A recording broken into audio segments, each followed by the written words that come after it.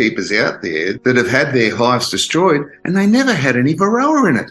Their livelihoods were based on it, and they've had thousands of hives poisoned with this petrol. You know, they put the petrol on the rag and wipe out the hive.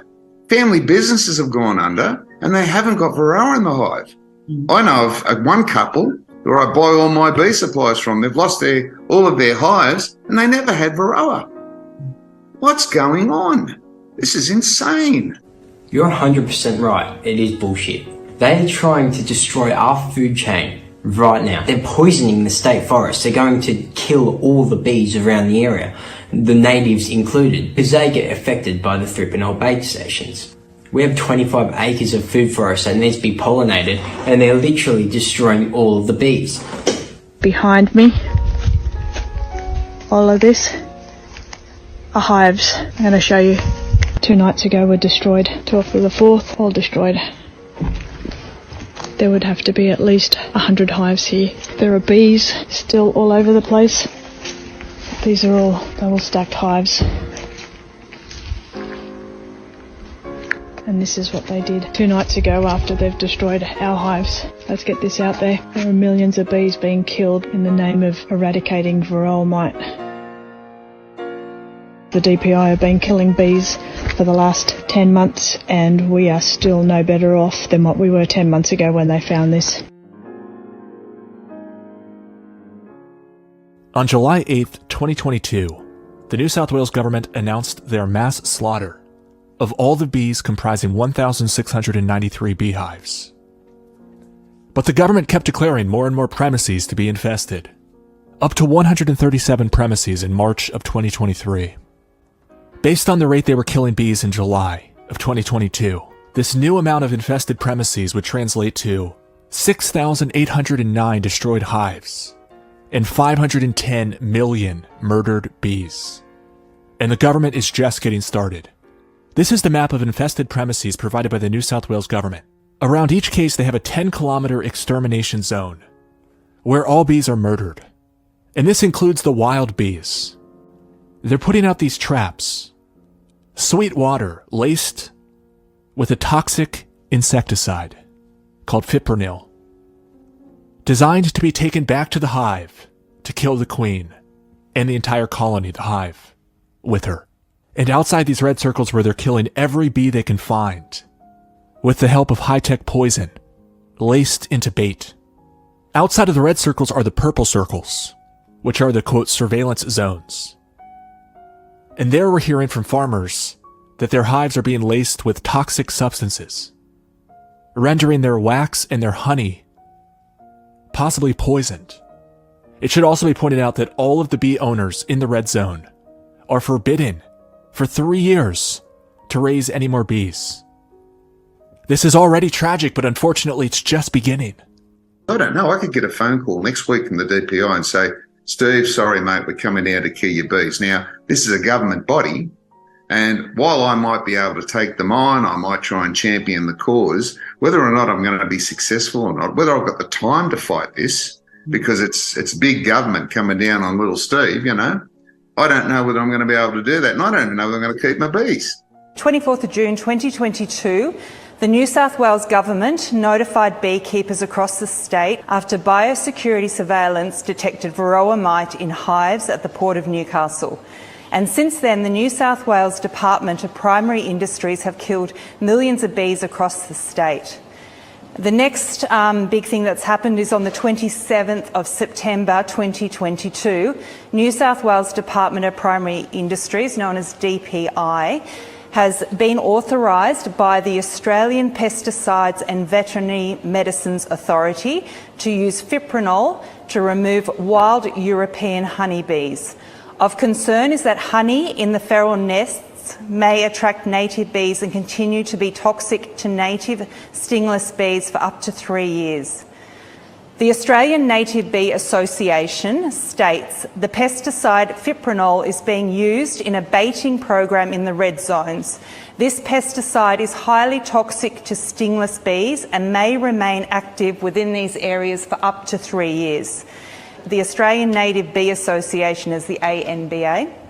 They also stated feral European honeybees will collect toxic sugar syrup and take it back to their nests inside hollow trees. In due course, the feral nests will die, leaving the stores of honeys within the trees, and then this remains toxic for up to 3 years. Unfortunately, this is them talking still. Native stingless bees and other nectar-feeding insects, reptiles, birds and mammals may visit these dead feral European honeybee nests and collect contaminated honey. And some of these native insects and animals may die from fipronil poisoning.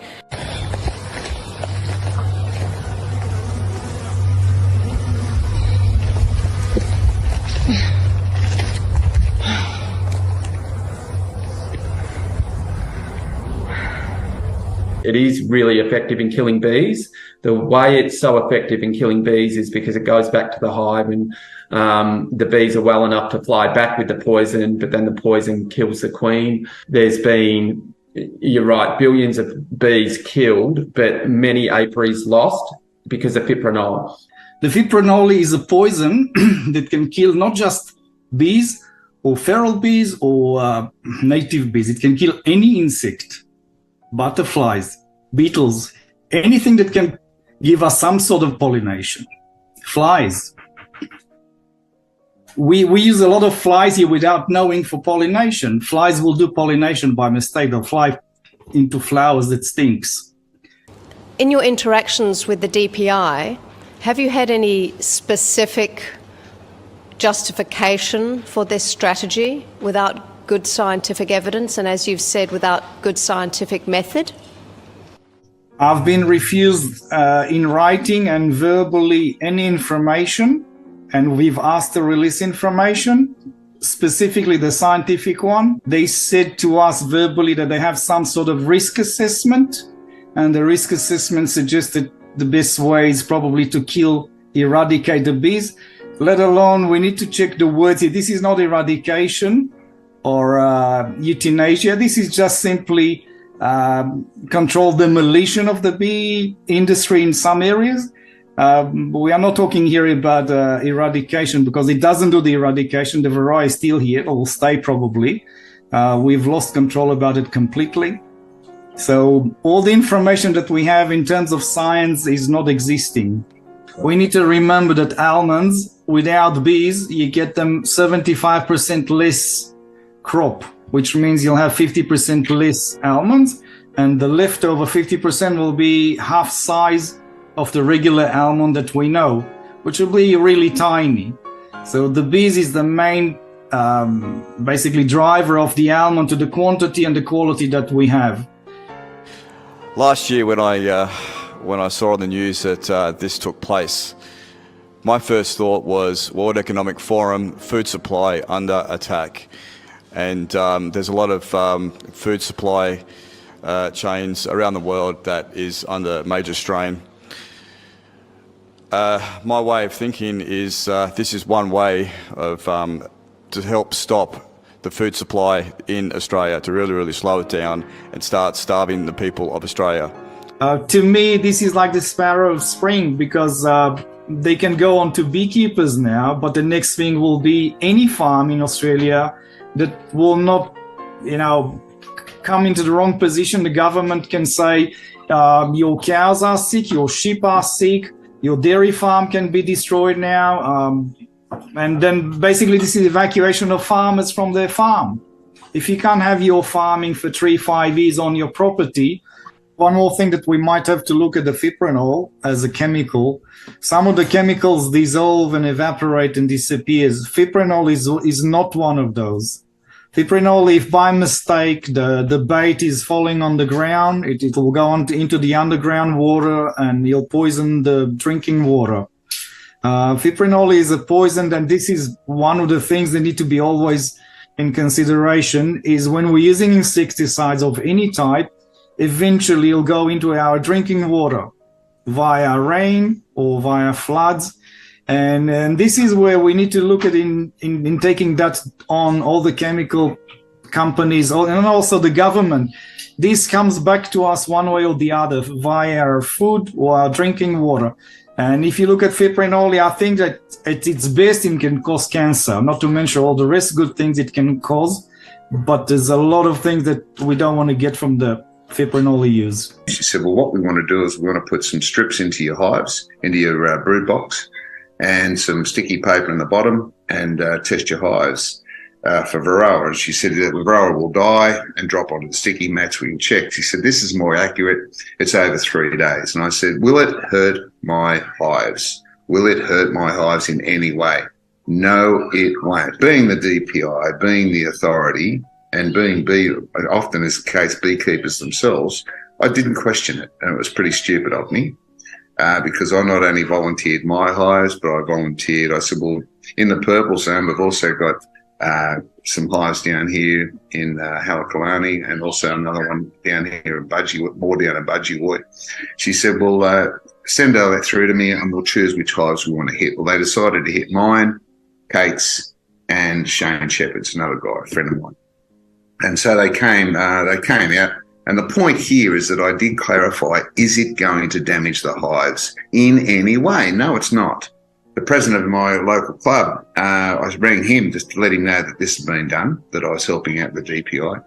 And he said, you are aware you can't sell your wax, you know. He said, or at least you can't sell it as an edible. I said, no. I said, there's no damage to the hives at all. And he said, well, no, you can't sell your wax, Steve. So I checked it with the DPI, and apparently you can't eat the wax, which makes me think if you're going to sell it as wax for candles, you can't burn it either. And I thought, well, what about the honey? And I was told by, again, cutting a long story short, after I then looked up on the internet and checked out what this product was, and I engaged Kate's help, and she got in and started making phone calls, etc. as well. We identified this as a very serious poison. And I mean, let's face it, logic prevailing, if it's in the wax, it's more than likely in the honey as well. So I'm not going to sell honey and wax that could be poisoned. I said, how come it's in the wax but not in the honey? And she said to me, the wax is oil-based, but the honey is water-based, so it doesn't stay in the honey, it only goes in the wax. And I thought, no, that's not right either. I spoke to a friend of mine who's in the DPI, and candidly, he said, no, that's completely wrong. He said, I can't imagine who told you that. He said they're all composed from bee enzymes, etc. He said if it's in the wax, it's probably in the honey as well. 30 minutes, the DPI is showing up, and they're going to pour 250 millilitres of petrol in each one of our hives, or 17 of them. We're going to lose them all. We tested them for varroa mite. They don't have any. They didn't test it. They're just coming here to destroy them. They don't care. We need people to know what they're doing. They're killing innocent bees. This is just wrong. Proven that we have no varroa mite in our hives.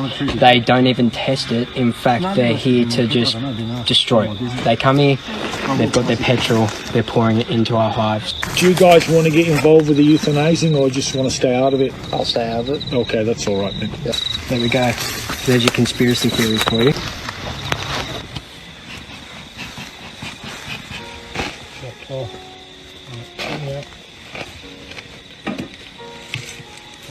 Where you go?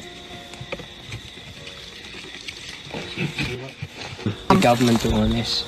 The government doesn't want us to eat, and they're doing this. They're killing all the hives in the mid-north coast, the central coast, all the way from Sydney upwards. They're just blanketing it, and then they're going to start spraying the air. They've already got this stuff ready. They're doing this, and they're doing it to wipe out your pollination. They don't care about you. They care about their money. They care about destroying us. They didn't even test our hives, and they're just killing them. They haven't even, get that in their heads, they haven't even tested for something they're killing. That makes no sense. It literally makes no sense. They're just trying to kill the bees. That's all they're doing. This is the end of a lot of food. You know, we can't live without the bees, but here they are killing them all.